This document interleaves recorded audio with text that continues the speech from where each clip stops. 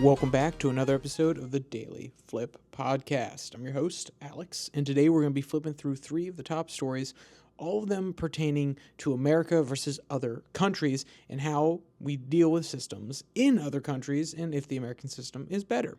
One is about democratic societies and the burden of dealing with energy. The other ones talk about healthcare in America versus other places and voting in other places versus America. And they'll all really be used as launching points into further conversations. And of course, we will end today with our daily delight, a story meant to leave you feeling positive, ready to take on the day. But that's enough rambling from me. Let's jump into our daily debate. So, is nuclear energy a viable solution to our energy problems? I've asked this question before, but I'm going to reiterate it, mainly because it is directly related and talked about within our first article, and it's always a question that it's pretty easy to draw a line between clean energy and nuclear, but there are always the naysayers. So let's actually dive into it a little bit more when we get into this article, but throw your comments down there, what your thoughts are before you're biased by this article that comes from Common Dreams with the headline, Can Democratic Societies Learn to Share the Burden of the Energy Transition? Now, one, inherent in that title is that the energy transition is happening, which is fair enough. For the most part, it is happening. It's kind of hard to deny that it's coming down the pipe, but does it need to happen? That's a pertinent question, and we've kind of skipped over it. Rather than say, do we actually have to fully transition away from these different fuels, whether it be natural gas, whether it be oil? They kind of skip over this nowadays. We kind of just prefer to pretend that everybody accepts that we have to do it this way, and then they start talking about the logistics of actually dealing with said transition, rather than still arguing the merits of actually transitioning. And I could honestly engage with this conversation if somebody brought it to me and said, well, okay, no, the transition has to happen, and these are the reasons why, and these are the types of energy that we need to start producing. And I could engage in that if someone came to me and said nuclear is on the table. If nuclear is not on the table, then I think that you're not coming at this argument in good faith. And, of course, there are counter-arguments, which is the possibility of a nuclear reactor going critical, essentially, failing, and possibly having a worse Chernobyl, or having a close scare like 3 Mile Island, which is something that resonates in the mind of many Americans.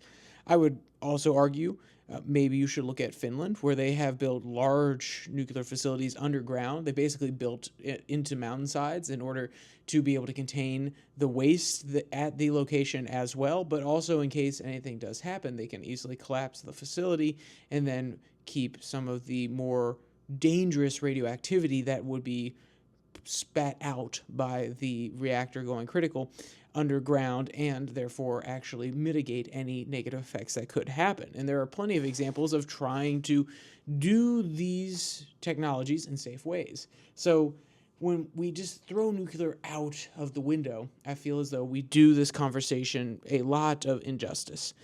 And that doesn't mean that you can just do nuclear and that's it. Because if you want to actually have a quote-unquote green transition, you cannot rely on just one thing. One, what if we run out of uranium? Two, what happens if we reach a point where nuclear energy isn't able to actually fuel everything? Which, honestly, by the time we reach the point where we have too much being used on the grid for nuclear to not be a viable option, we should have fusion, which is even more dangerous in some people's mind. But all of the other technologies, whether it be solar, wind, hydrogen's an interesting one that's coming around nowadays, all of these definitely need to be considered in the conversation, and we don't need to shut down any of them. We actually want to pursue all of these different technologies. One, because eventually we're going to reach a place where we'll be able to harness the sun's energy more directly, and we want to have really good, efficient photovoltaic cells in order to put them closer to the sun, where we can actually capture more of the photons that are being released from said sun in order to convert them into energy. So obviously, we don't want to just throw everything out the door and only go one direction, because we want to pursue different technologies. I'm sure you can make a very great reasoning and argument for the windmills to to be made more efficient. I'm sure there are other practical uses for components of windmills rather than just in windmills, and possible transferable technology that we develop while trying to create more windmills. I think tidal energy is one that is actually very, very interesting that we definitely need to explore more. It's very hard to actually get a lot of energy out of it, but I think we should continue to explore the technology, develop the technology, because maybe there's something we can learn about preventing erosion. Maybe there's something we can learn about manipulating how the oceans operate around our major cities so we can prevent some of the negative effects of climate change. Then again, that does feel like humans playing with the God's territory, essentially, but these sort of things, there's no denying that we at least have to get hands-on with them, and we have to explore all of them, because for all we know, in 100 years, we won't have a sun. For some reason, a giant volcano erupts, and we no longer have solar energy as a viable option. So maybe we need nuclear, and maybe we need wind power. Even then, you would probably see decline in wind power. Maybe you would have a higher percentage use for tidal energy or geothermal at that point. So exploring all of them provides us with lots of options. But the author really wants to take on the question, how do we as a society spread the effects of trying to limit certain types of energy? And one of the main ones, the main one that they argue here against, is nuclear. Quote, "No one wants a nuclear reactor in their backyard. It's an eyesore and a health hazard, not to mention the hit to your property values. And don't forget the existential danger. No, one small miscalculation and boom, there goes the neighborhood." In the 1970s, in the southwest corner of Germany, the tiny community of Weil was bracing for the construction of just such a nuclear reactor in its backyard. And for those of you who are not necessarily all up on the language, there's this thing called NIMBY, not in my backyard, where people who have a little bit more resource, a little bit more money, they advocate, no, hey, we don't actually want this affordable housing project to be built in our neighborhood. We don't want these power lines to come through this area. Go somewhere else where you can not necessarily get as much pushback. This movement has been going on for a long time for multiple different areas of our society as well as other societies. But the author uses this example to talk about it in the context of having more energy. So let's actually go into where they're exploring these repercussions of the NIMBY movement. Quote, "A few years later, critics of the anti-nuclear protests would dismiss such movements with the acronym NIMBY for not in my backyard. NIMBY movements would, however, ultimately target a wide range of dirty and dangerous projects from waste incinerators to uranium mines. A NIMBY approach, in fact, is often the last option for communities facing the full force of powerful energy lobbies, the slingshot that little David deploys against a humongous Goliath." So, what is the author's problem with the NIMBY movement then? Because they're saying, right here, it sounds positive. They're saying, we are actually trying to push back against the big guys. We're trying to push back against the huge power brokers, the lobbyists who are trying to bring something into our area, our neighborhood that we do not want to see. They have a positive spin, it feels like, here in this moment. But they also say there's a flip side to it, and they're not wrong, which is if it's not going to be in your backyard, then it's going to be in somebody else's. And their argument is that in your backyard, if you can afford to say, no, it's not happening here, you have the time to lobby for it, you have the money to push back, to protest, that's something that's going to negatively affect someone else, because someone else may not have the time to lobby against it. Their community may not be as well put together. They may not have the money in order to stage protests, things like this. So the author proposes a flip, which is we need to have more of a yes in my backyard kind of mentality, that we actually have to embrace these sort of different projects that are creative energy solutions, except nuclear, because the author leaves that behind. And the reason I chose this article specifically is because it highlights a lot of the movement in Germany where they don't actually have nuclear energy currently, or they're still trying to shut down reactors. A majority of their system is more windmills, solar panels. They do still use a lot of natural gas that they import from Russia, but The point being that it is a drastic difference than in the United States, where we burn a lot of natural gas, we burn coal, we burn oil, we have some solar, we have actual solar panels, but we also have solar farms where we actually heat up water and then create steam and then turn it into combines. We also have nuclear power. We have a wide diversity of different energy sources, and as we continue to expand, I'm sure we will continue to have more diverse options. But what I do agree with on the author's point of view here is we do have to have a yes in my backyard mentality, and I think we have to have a yes in my backyard mentality to nuclear, because I don't think that we want to be like Germany. I don't think we want to be crippled during certain parts of the year when we can't necessarily rely on the wind speeds to be correct, when we can't rely on the certain amount of sun that we're going to need. Remember a few years ago when the solar panel fields in Texas were actually frozen over because of an unexpected snowstorm and it left lots of people without power? Remember when those sort of things happen? Now, nuclear reactors aren't going to be totally prevented from feeling the effects of those things, but they are indoors rather than outdoors. They are able to at least generate their own heat to some degree. They're able to put in a lot more fail-safes than we would have been able to in the past. We can also bury them meters, like thousands, if not hundreds of meters deep, in order to make sure that if anything happens, we can immediately collapse it. And also we can store some of the extra uranium, the spent fuel down there, which, remember, the fuel is actually very efficient. Don't forget that part. So it's not like we're generating millions of tons of it at, whether it be negative effects in the atmosphere that we're generating, like carbon from fossil fuels. But even then, it's not like we're generating millions of just raw waste and that we can't necessarily deal with, because spent uranium is hard to deal with, but remember, we don't actually generate that much. Now, then again, if we expand the nuclear energy industry, of course we will. That's fair enough. But we can also build smart facilities. The reason I pulled out the example from Finland earlier is because they are doing this. They are expanding. I believe they have 2 that they're currently building of these new nuclear facilities that have the waste dump area right there in the same facility. So it doesn't even have to be transported. You don't have to worry about it spilling into neighborhoods or possibly hurting people as you're driving down the road and it falls off a truck and there's a contamination spill. None of that. It's right there on site, which makes disposal extremely, extremely easy. And when it comes to the yes in my backyard narrative, we need to be talking about the benefits of nuclear more. We need to be saying the amount of reliable energy that we're going to get, the ability to actually make this at a large enough scale that we can actually reduce energy prices, the fact that we can have excess capacity in the grid so that it's easier and people are more able to quickly expand their local areas without necessarily having to worry about capacity. So imagine this, and this is a pipe dream, but I want you to imagine it, because normally energy has been one of the main limiters of human expansion. If you look at how to put it, if you look at the first world versus third world, what is one of the main differences between the two? One has a much readier access to efficient energy, and one does not. One, it had the steam engine before the other did, which the steam engine itself allowed for easy transportation, and that definitely helped.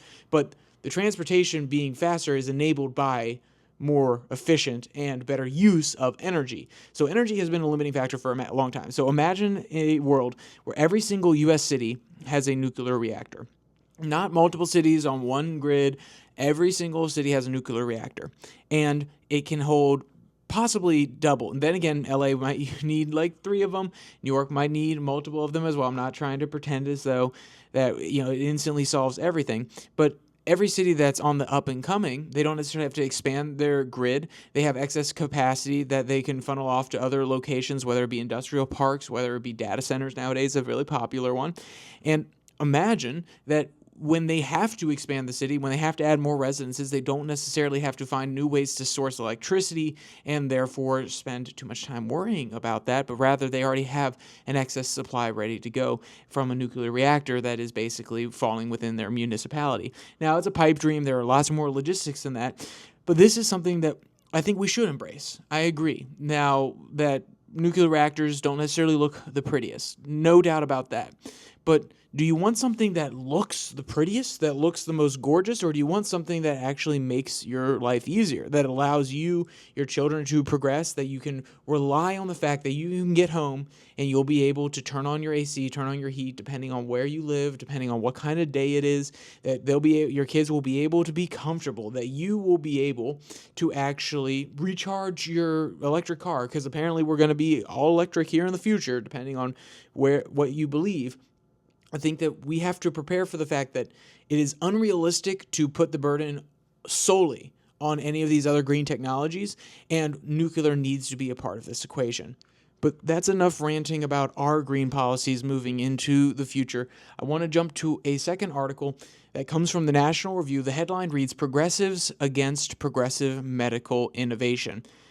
This one is trying to actively debunk some of the myths about why medical prices or prescription drug prices are so high and how putting caps on them will actually fix things. So let's go into the middle of the article. It's a little bit more towards the top, but quote, "Few would invest $100 million to develop a drug that made $110 million in earnings, or a 10% return when launched." So they're saying if you spend $300 million in order to create said drug, and the government caps the price on your drug so that you can only make $310 million, are you going to take that risk that $300 million could go down the drain when you start trying to develop this drug? Because it's never a guarantee that said drug is going to pan out. Quote, "That's because only 12% of drugs that enter into drug development are approved by the FDA, and it actually spells it out, Food and Drug Administration, and many compounds never even progress beyond the research stage. As true for innovation generally, abnormally high profits on winners must pay for all the losers. The high-risk, high-reward nature of the medical innovation industry explains why its risk-adjusted returns are comparable to those of other industries, even though the few drugs that actually make it to market generate large profits." So, what are they trying to get at? They are trying to say that in the system that we have, in the economic system that we have, which then again, remember, a lot of drug companies' research is funded through government grants. So you could try to take that angle on it for sure, which means technically the people, the American people, are taking on some risk rather than just the drug companies themselves. So fair enough. We don't want to just throw that argument out the window. But that doesn't mean just because some of the money is coming from the American people and is being subsidized by the American government, that doesn't mean that if you suddenly put a cap on what these drugs could actually be priced at, that the companies would be happy and willing to still invest the time, the money. Because remember, even if the money that goes into it is coming from the U.S. government, it still affects their bottom line, it still affects their profit margin, because then they would have to put more in themselves, but they're still probably going to do it because the risk-reward profile is a little bit more beneficial with some of these grants. Even if they were getting the grants and they looked at it and they said, okay, we're only going to be able to make $10 million off of this, and even though the first 150 was subsidized by the U.S. government, and then another 20 was subsidized or at least given to them as they're going through the FDA process, that doesn't necessarily mean that the risk is gone. There still could be failures. It may not get through the FDA. They're still having to pay their people, even if it's government money versus money that they make from other drugs that they're selling. So you're still cutting into their bottom line. Now, in an ideal world, what you would do is you would say no caps and no government funding, because then it is truly a free market mechanism. And I would definitely agree with that to some degree. And then again, people who want to have a little bit more control over healthcare anyway, they want the government to be involved in healthcare, what they'll say is no, the grants are good because we're actually subsidizing innovation, and we should also put caps on it so that that innovation comes not just at the cost of American tax dollars, but it actually ends up benefiting American taxpayers. That's what the progressive argument would be. The free market mechanism does not necessarily work that way. Then again, people that are a little bit more willing to delve into government-controlled healthcare, they don't necessarily care about the free market mechanism. They're not sitting back and saying, yes, we want the free market to take over. They would say, no, it's okay if the government steps in here because this is actually for the public good. I think you could have a larger, broader conversation about that, and that is technically a separate topic. While I understand these two play into each other, just asking whether or not we should have price caps on the drugs is different, because one actually involves a value assumption about what the government should do, about how the role the government should play in facilitating healthcare, versus another, which is a practical question about outcomes and inputs. So if the input is we set a regulation that says you cannot sell over this price, and the output is less drugs, that's a practical conversation versus the broader conversation of whether the government should even be regulating it in the first place. And I'm talking about the practical implications rather than the broader argument. So I'm just pointing that out for the people who want to purse this and who want to fleece it and say, well, it doesn't necessarily make sense. Why shouldn't the government pay for healthcare? That's fair enough. We can have that debate other times. I've actually had that conversation exactly on this podcast before. You can go back and listen to some of those arguments. But we're talking about specific policy and whether it would actually be good or not. The outcome directly within this context, good or bad. And that's what the National Review is going for. So let's go to a second paragraph here. Quote, private competition rather than regulation is a much more productive way to control prices for medicines, as is true for most goods and services. Imagine if we imposed price controls on cell phones in the 1980s. Once outside the home or office, most of us would probably still be relying on phone booths. Similarly to cell phones, most of the World Health Organization's essential and cheap drugs started as patent-protected and more expensive innovations.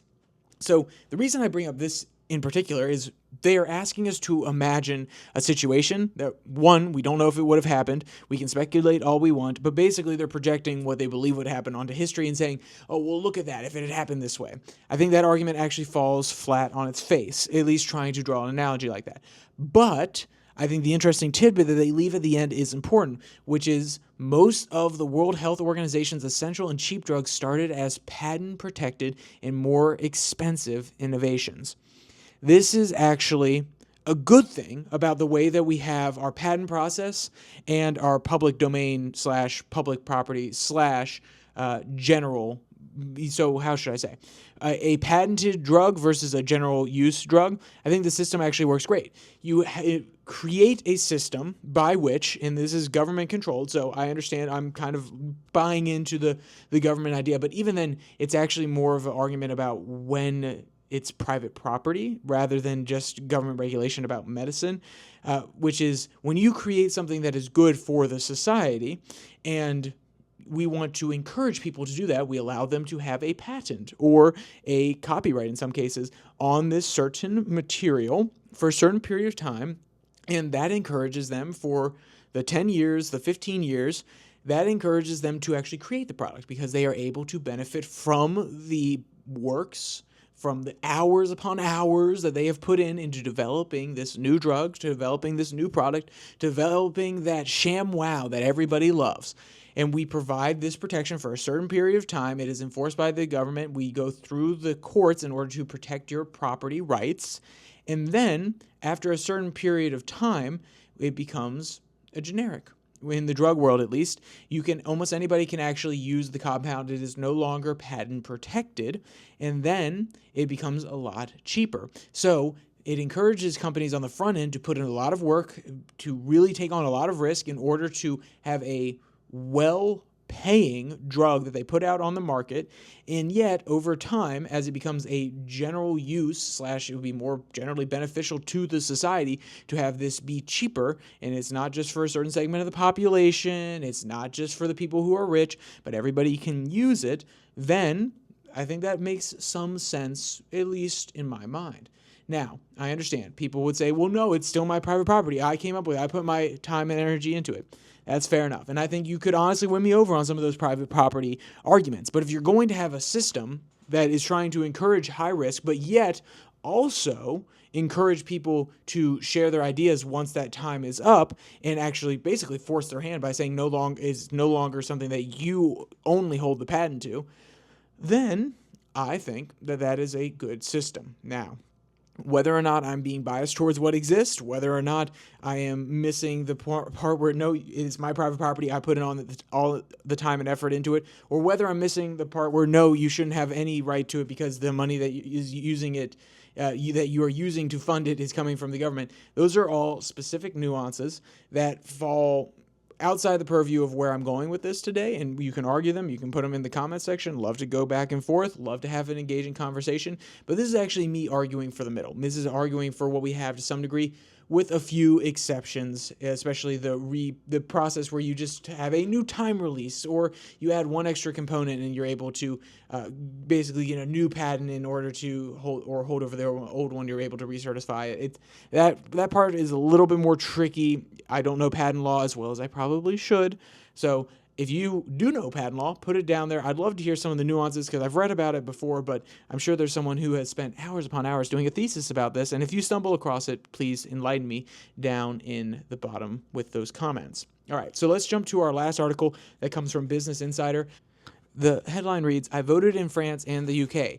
Why I'm worried about the U.S. elections." And I do have it in the reader view. The normal web view is actually a little bit longer of a headline, but I think it's a little bit too long personally. And I'm not necessarily I'm going to read one thing from this article. It was closer to the bottom, and I don't want to necessarily dive into every single thing that they are talking about, because I think if you want a history lesson on the last 5 to 6 years, even 10 years of British/French politics, great. Go read it. Have an interesting conversation with yourself, with some of your friends. Maybe you have a French friend. Maybe you have a UK friend. Fair enough.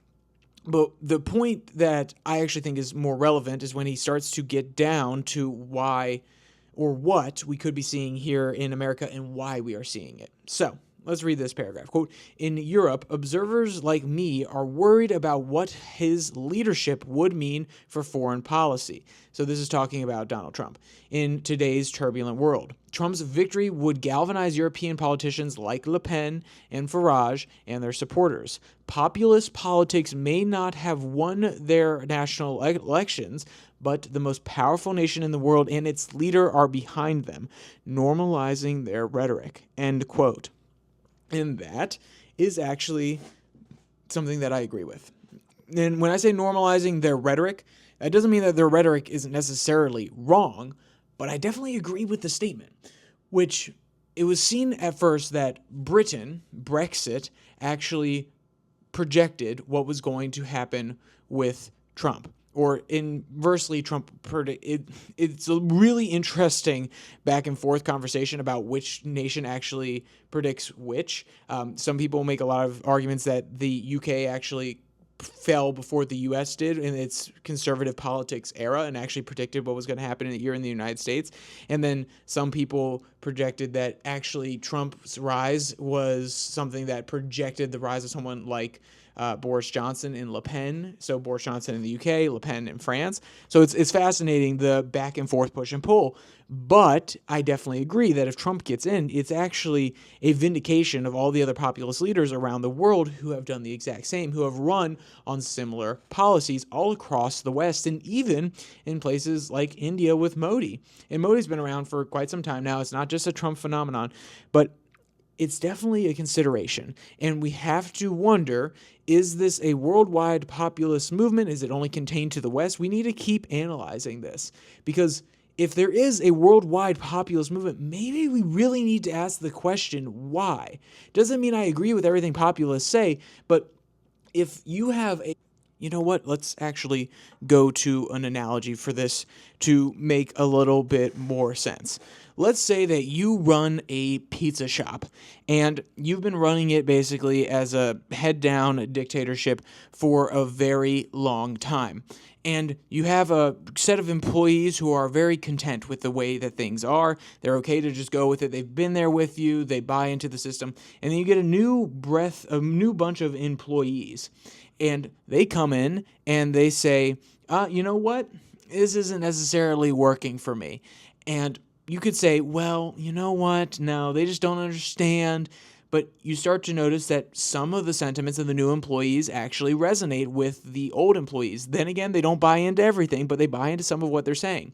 You cannot just disregard what the new employees are saying and convincing other people of because, oh, well, the old system worked. You have to listen to the new employees, aka the populace. You have to hear their dissatisfaction, and you have to understand why, because maybe it shows that there is a system failure. Maybe the concerns of the people aren't actually being listened to, and you're just trying to dictate to them how to live rather than trying to make their life easier. But you know what? Hey, maybe I'm just wrong.